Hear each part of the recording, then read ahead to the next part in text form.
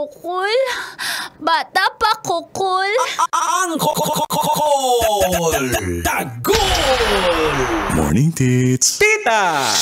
Tanya. Chinita. Sino? Ako?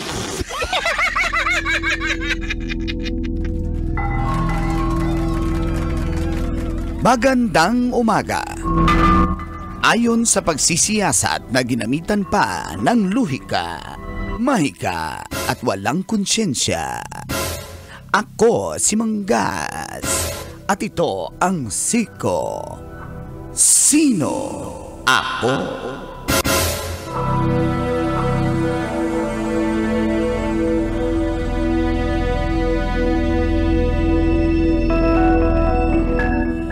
Itinuturing ngayon na world's tallest living water buffalo. Ang lalaking water buffalo na pinangalan ng King Kong dahil sa kanyang laki. Kalabaw siya pero King Kong siya. Kaya nga, nalito na ako. Ayan, kita ko rin eh. Ano ba talaga, Manggas? Kanina tama raw. Ay, buffalo. Buffalo. Di ba manok yun? Nag-aanling nga ako nun eh. Wings yun. Wings ba yun? Hindi pa ako tapos. Ay, sorry. Andiyan pa pala. Sorry. Yun na nga. Opisyal itong inihayag ng Guinness World Records. Matatagpuan si King Kong sa Ninlani Farm sa Nakhon Ratchasima sa Thailand. May taas siyang 6 feet. Ganon siya katangkad at malaki ang katawan. Pero gentle giant daw si King Kong. Mahilig siyang maglunoy sa pond. Nakikipaglaro rin siya sa mga taong lumalapit at humahaplos sa kanya. Sana all hinahaplos. Trap lang yan para mga babaero yan. Hahaplos-haplos. Hindi pa ako tapos. Lalo na kung susubuan niyo siya ng kanyang paboritong saging na hinog. Wala akong kalabaw siya. Yun na nga eh, kalabaw tapos saging. Nalilito na ako sa mundo. Hindi pa ako tapos. Sorry. Sa ngayon, 3 taon na si King Kong. Ba't 6 feet na siya, Mang Kanor, kung 3 taon lang siya? 6? Oo nga eh, nakakalito. Kaya nga eh. Ako? Kailangan pa bang i-memorize yan? Hi, King Kong, busy. Morning, Col. Morning, Deeds. Kabisyo, feel good morning. Sing baboy, simbaboy. Oh. Ganon, baboy na naman. Ba't baboy eh? Kalabaw pinag-uusapan natin. Adlong Lunes, mga kabisyo, February 17 to 2025. Sa oras na 7:32 ay kasama niyo na ang pambansang angkol, Angkol Dagol! Mga angkol! Mga angkol! Kasama ang dahilan kung bakit ka nanonood ng radyo. Ang pambansang tita. Tanya Chinita! Come on! Tanya Chinita. Siya ang sexy hot, yummy, nati. One more time! Tanya! Tanya Chinita. Yung ang bansang tita. Siya si Tanya Chinita. Kasama ang mukhang buffalo, Mang Kanor! Patawad! At least, hindi mukhang gorilya. Kasi si King Kong gorilya yun eh. Mas pangit yung kalabaw. Sabi. Kasi galing, di ba, mukha tayong, medyo hawig daw tayo sa unggoy. So doon talaga ako sa kalabaw. Oo, sa kalabaw ka, dun ka sa malayo sa tao. Oo nga, no? Tsaka nanunuwag ka ng totoro ka. O, yung... Basic. Tamo yung Gusto ko yung live unggoy. live. Live na nagtuturo. Nagtuturo ako, nagtiteach ba? Oo. Teach me how to do it. Teach me. Lalalala. Teka lang, ang dami ng hayop. May King Kong, may buffalo, may Pero ang name? kalabaw.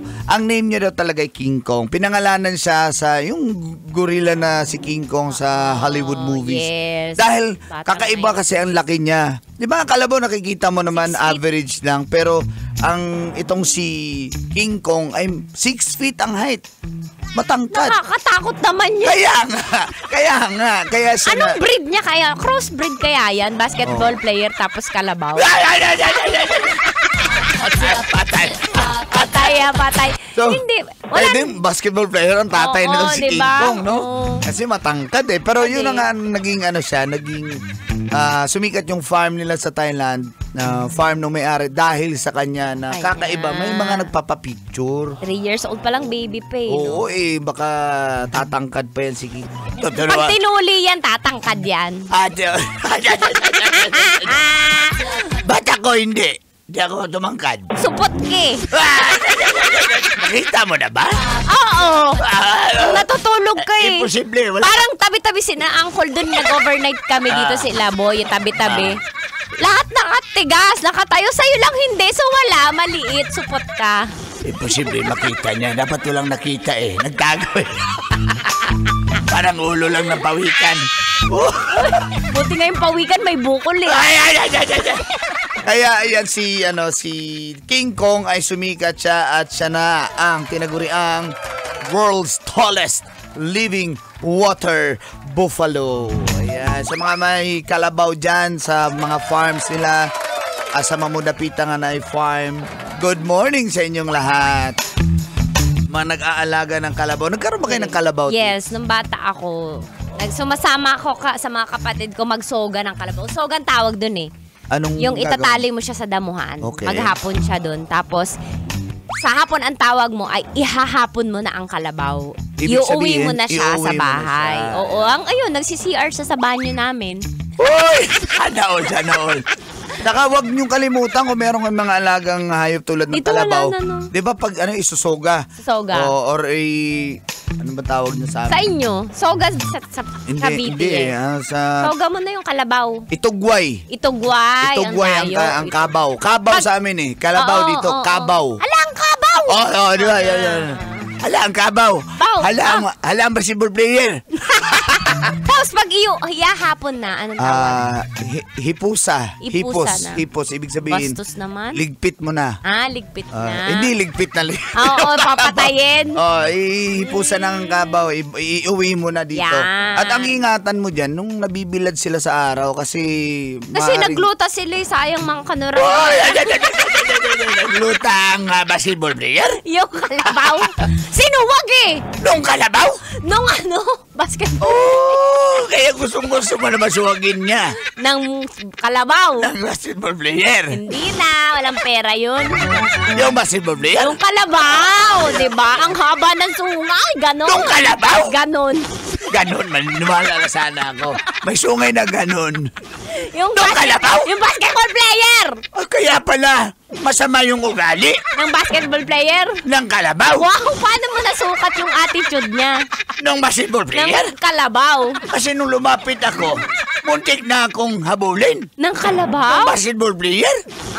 Hindi kakain lang yun ng damo. Yung kalabaw? Yung basketball player. Kaya pala. Bago yan maglaro, minsan na yun. Na kinabahan ng babae. Yung basketball player? Yung kalabaw. Hindi, pinabreeding lang. Yung kalabaw. Yung basketball player? Ang tangkad eh. Nung basketball player? Nung kalabaw. Ang sarap niya. Nung basketball player?